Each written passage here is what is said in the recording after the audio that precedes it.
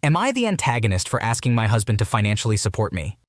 I, 30-year-old female, moved overseas for my husband's 31-year-old male job. I left my career behind where I was earning decent money, £45,000. However, when I was back in the UK, I was financially carrying the household, the bills, rent, childcare, food, etc. with almost zero help from my now husband. He was living away from us, overseas posting at the time, but his outgoing expenses were maximum £500 a month on a £50,000 job. My expenses were around £2,500 a month, and I managed to save a little bit. I was raising his daughter in the UK by myself, emotionally, mentally, physically, and financially, and didn't ask for anything apart from occasional help with additional food or petrol. I let him save his money. After all, we were a team. At the time, I didn't fully resent it. I just thought to myself that he would help me out in the future. He said he would. Now it's a different story.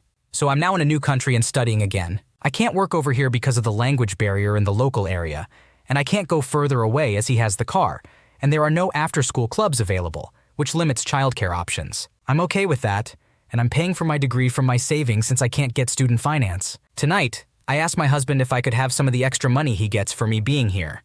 It's about £1,000 extra, not just pennies, so I can buy some things for myself and save some money. Essentially, I will exhaust all of my savings with this degree and then some, and I will go into debt if I don't receive help. His response was no. Apparently no one he works with gives their spouse any financial help. I called bullshit and refused to talk to him this evening. I'm furious. I paid for all his daughter's childcare, food, housing, and bills. I barely asked for anything from him, but now I need help and he's offering nothing. He has thousands in savings and I'm just trying to prevent a financial breakdown. To be honest, I'm considering going back home. He would lose me and his extra money. Am I taking it too far? Am I the asshole? It is not fair for your husband to refuse to provide any financial support when you have supported him financially in the past. You have sacrificed your own career and are studying to better your future, which is commendable, and it is only reasonable to expect some support from your partner. It seems that you both had a financial plan in place before moving, and it is important for your husband to uphold his end of the agreement. The fact that he has thousands in savings while refusing to help you out is also concerning. You are not asking for an unreasonable amount,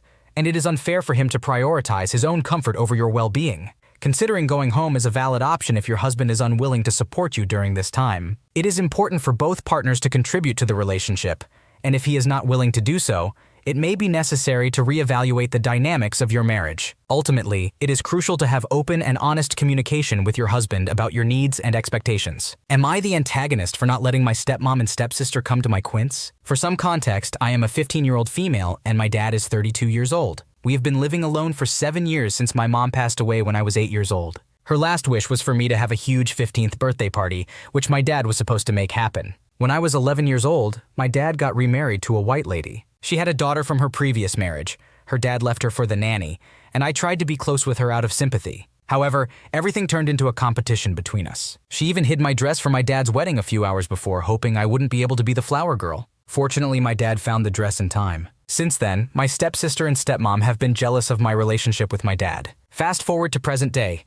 My dream quinceañera is in 6 weeks and I found the prettiest dress ever. But yesterday, I came home to find my stepsister trying on my dress and asking my stepmom if she could wear it to prom in 2 weeks. My stepmom said yes and praised how beautiful she looked. I immediately told her to take it off, and my stepsister started crying, claiming that I was just jealous because she looked better. My stepmom then told me to go to my room and consoled her daughter while wearing my dress. When my dad got home, I ran to him sobbing and told him what happened. My stepmom tried to convince him that it would only be for a few hours, but he said no. Then my stepmom started crying, accusing my dad of not caring about her daughter. He shut that down by saying that her behavior was unacceptable for a woman and suggested that we all go out for dinner to talk things through. We agreed to stop arguing, and my stepsister agreed not to wear my dress to prom. However, when I came home from school today, I found my quinceañera dress torn up and written on left on the couch. My stepsister suggested that someone had broken in, and we both cried over her missing charm bracelet. But then she acted surprised when she found it in her room under her bed. I knew she was lying, and when I confronted her, she started crying again,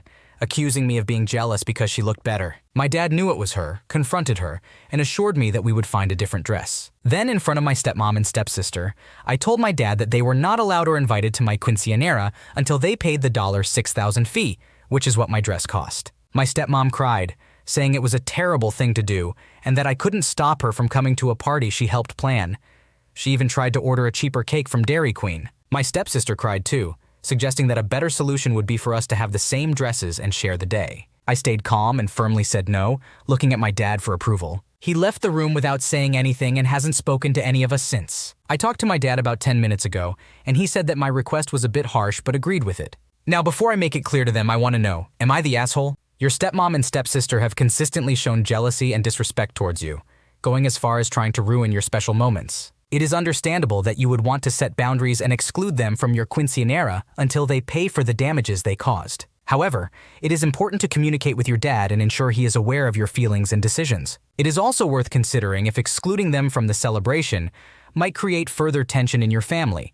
So try to find a balance between asserting yourself and maintaining healthy relationships. Am I the antagonist for not wanting to travel to my hometown anymore, even for big life events like a wedding? I moved 400 miles from my hometown after college, and since then, I have visited my hometown to see family more than 75 times. It's a challenging journey, sometimes requiring airfare or car rentals, and it comes with various expenses such as gas, tolls, and hotel accommodations since my parents downsized their home. Additionally, I have to hire a pet sitter and often treat my family to dinner when we go out. On the other hand, my brother, who never left our hometown, has visited me only about 6 times during the same time period, and that includes merely 3 times since his children were born 20 years ago. I understand that it's a long drive and costly. Over the years, several people, including family and friends, have moved away from our hometown. Unfortunately, our parents have passed away, and my brother is the only connection I have left in that place. He has a fulfilling life there with his friends from work, childhood buddies who never left, his kids, his ex-in-laws, and his girlfriend.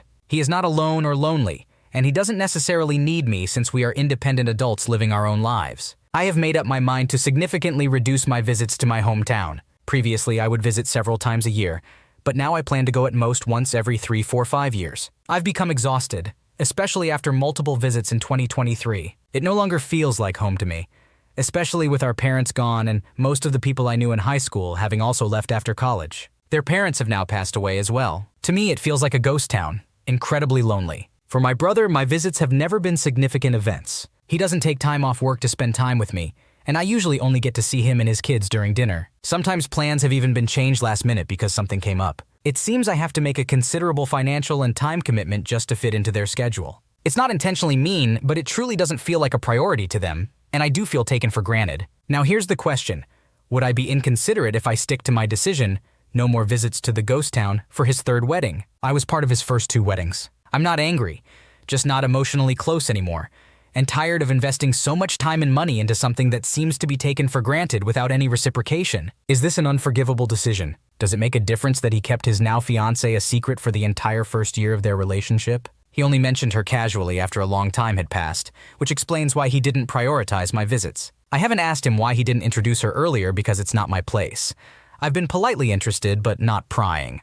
Although who knows, he might take offense because I don't seem to care enough to ask. Alternatively, I could consider attending the wedding as a guest only, and then firmly hold my decision of no more road trips after that. It seems like you have made a significant effort to maintain a relationship with your brother by visiting your hometown multiple times a year, despite the distance and expenses involved. However, your brother has not reciprocated this effort, only visiting you a few times in all these years, and not prioritizing your visits when you do come. It is understandable that you feel taken for granted and weary of making such a large commitment. In regards to your brother's 3rd wedding, it is ultimately your decision whether or not to attend.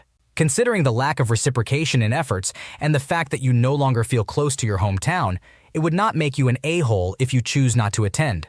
However, if you do decide to attend, it could be an opportunity to establish some boundaries moving forward, such as scaling back on future visits. Overall, it is important to prioritize your own well-being and consider what is best for you in terms of maintaining relationships. Communication with your brother about your feelings and boundaries might also be beneficial for both of you to understand each other's perspectives. Am I the antagonist for refusing to change my daughter's clothes at a birthday party? I'm a 34-year-old female with 2 children, an 8-year-old son and a 4-year-old daughter named Aurora. My husband, who is 36, and I chose this name for our daughter because it had a slight similarity to my late father-in-law's name, and it flowed well with our last name. It had nothing to do with the princess from Sleeping Beauty, although we have had some fun with that movie in the past. Ever since my daughter discovered that she shares a name with a Disney character, Princess Aurora has become her favorite. During our family trip to Disney World in July, we bought my daughter a Princess Aurora costume, which she adores and frequently wears whenever she gets the chance. 2 weeks ago, one of Aurora's friends from school had a princess-themed birthday party, where costumes were encouraged. Of course, my daughter wanted to go as her favorite character, which was not surprising to me. Upon arriving at the party, the birthday girl greeted my daughter, and to my surprise, She was also dressed as Princess Aurora. Despite my initial worry, the birthday girl was actually really excited and said they looked like twins. It was adorable to see how happy they were, and they quickly ran off to play while I momentarily forgot about the costumes. Around 30 minutes into the party, I was sitting at a table with some of the other moms when the birthday girl's mother approached me. She asked if I had brought spare clothes for Aurora, to which I replied yes, as I always bring an extra shirt and shorts for her. The mother then requested that I change my daughter out of her costume and into the spare clothes. She explained that she had hired a photographer to capture pictures of the kids throughout the party and planned to take a group photo at the end. She didn't want anyone wearing the same costume as her daughter in these pictures. Additionally, she feared her daughter might feel jealous since my daughter shares her favorite princess's name. Now, if the birthday girl had expressed concern, I might have considered changing my daughter into the spare clothes. However,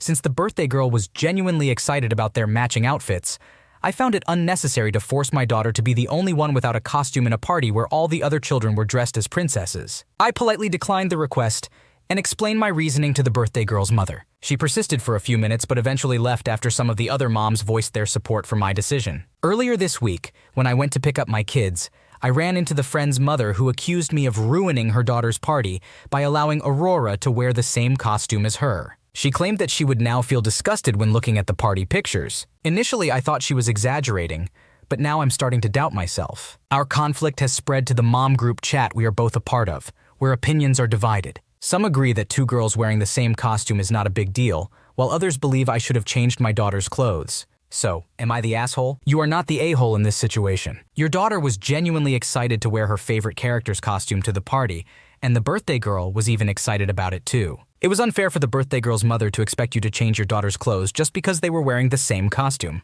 You made a valid point that it wouldn't be fair to force your daughter to be the only one without a costume at a princess-themed party. The other moms also supported your decision, which further shows that their perspective aligns with yours. The birthday girl's mother overreacted and accused you of ruining her daughter's party, which is an exaggeration. It's important to prioritize the happiness of the children. And in this case, both girls were excited about wearing the same costume. Am I the antagonist for telling my sister that people are allowed to look annoyed by her toddler and baby on a plane, and that it's entitled to say they should feel sorry for her because it's even worse for me because she made the A choice to take them on the plane? My sister Chelsea has 2 children, 22 months and 6 months, and last month she and her husband decided to go on a holiday to Europe before they'd have to buy a seat for the kids. She said the kids were terrible flyers and basically cried the whole way on both trips. We are from Australia and wouldn't settle. She has made a lot of passive-aggressive posts on social media about how entitled non-parents are about kids on planes and how people need to have more sympathy for moms because they are suffering more than they are because their babies won't settle and being a parent is hard. She's been kinda whiny in general since she became a mom, always complaining about how hard it is, and she makes a lot of snide comments to me about how it must be nice that I sleep in, etc. because I've chosen not to have kids. The plane situation came up when I saw her last night. She started talking about it again, and I asked her if something specific happened or if someone was rude to her about the kids, and she admitted that they weren't really. People just looked visibly annoyed as they kids refused to settle, and on one of the flights, the person next to her asked the flight attendant if there was anywhere else she could sit after a couple of hours and looked really disappointed when told there wasn't as the flight was full. She also said they were rude because none of them offered to help her or give her reassuring smiles and comments. I said that people have the right to be annoyed at a baby crying the whole way from Melbourne to Singapore on a flight that leaves at 1 a.m. in the morning and lands at like 9 a.m. And she went off saying that they don't and her kids have a right to fly. I told her I never said they didn't, just that people have the right to not be thrilled to be seated next to her infant who cries the whole way and that they don't have to feel more sorry for her than themselves because she is responsible for bringing the kids onto the plane and created the situation. I also said that no one but her and her husband are obligated to look after their children on a flight, and it isn't fair to expect the people around her to help with them. She stormed out and complained to my parents who backed me up, but our other sister started dogpiling me too, so I just went home. Am I the antagonist? You expressed a reasonable opinion that people have the right to be annoyed when a baby cries on a long flight. It seems like your sister was seeking validation and sympathy for her situation, but you pointed out that it is her responsibility as a parent to handle her children on the flight. It is not fair for her to expect others to help or offer constant reassurance. Your sister's reaction, storming out and complaining to your parents, shows that she may be overly sensitive and defensive about her choices as a parent. It's unfortunate that your other sister started dogpiling on you as well. However, your parents supported your perspective, which suggests that they also understand the situation. In the end, it's important for parents to recognize that while their children have the right to fly, other passengers have the right to be annoyed or uncomfortable about constant crying. It is the responsibility of parents to manage and accommodate their children's needs in such situations. Would I be the antagonist for telling my boyfriend that I don't want to visit his parents to do chores? I am a 22-year-old female and I started dating my boyfriend Jake, who is 26 years old, about a year ago. We recently moved in together and have been living together for 3 months now. Jake's parents, who are in their 60s, are very kind people, and whenever my days off align with Jake's, we try to visit them. We usually visit them about 1-2 times a month. However, I find it a bit strange that almost every time we visit, especially if we stay for 2-3 days instead of just 1, we are expected to take over household chores and do cleaning. Now, I completely understand the need to clean up after ourselves, keep things tidy, and help out with dinner cleanup as a way to show our gratitude for them making us supper. I also don't mind helping with feeding their cats and chickens since I love animals, and it's not a big deal for me to share in those duties while playing with them. However, what I find odd and excessive is when they ask us to clean their 2-story house, including mopping and vacuuming all the floors, doing their laundry, cleaning all 2.5 bathrooms, and tending to the garden during the spring and summer. They even ask us to tidy up the guest room when there are visitors coming, and during our most recent visit, they told one of the guests, who is also a relative, that they would have to wait to put their bags upstairs because the maids aren't done yet. I don't mind being helpful,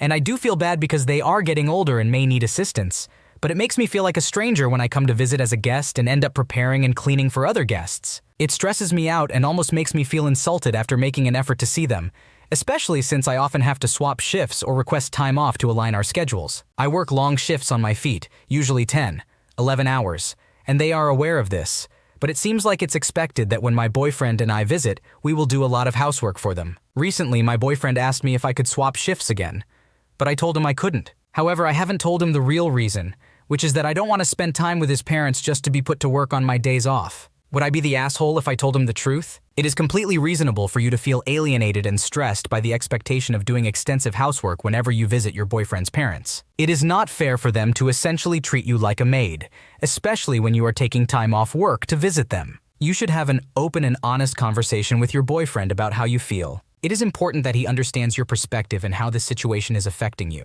Together, you can set boundaries and communicate your expectations to his parents when it comes to chores and housework during your visits. It's important to find a balance where you can still be helpful and contribute, but without feeling overwhelmed and taken advantage of. Thanks for watching. When you subscribe, make sure to hit the bell to turn on notifications so you never miss a video. To finish listening to all the stories, check out the playlist in the description.